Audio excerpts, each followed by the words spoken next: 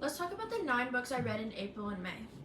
For a little bit of statistics, I read 3 romance, 2 dark romance, and 4 fantasy books in these 2 months. Before we get totally into the video, I have a little bit of a disclaimer. I know when I show you the books that they're like the opposite way, but as the creator filming this, it's just easier for me to use the front camera to be able to see what I'm doing because I am filming on an iPhone. So now that we got all the boring stuff out of the way, let's talk about the first book, which is God of Malice.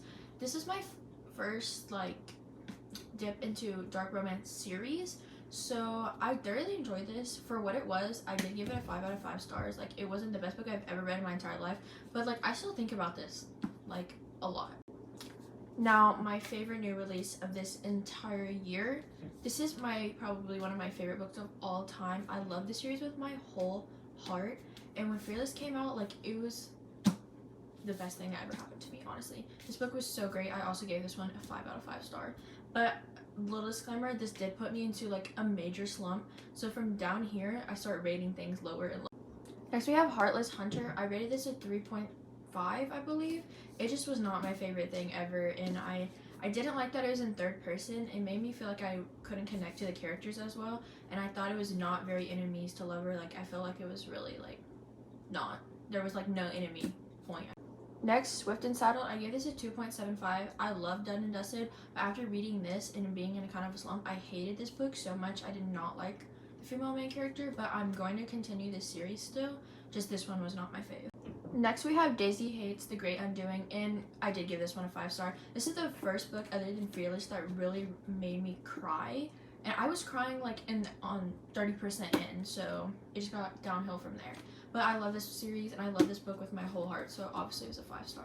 Next we have Twisted Games. This wasn't anything special, but it also wasn't horrible. I gave this a 4 stars. It was a good average romance book.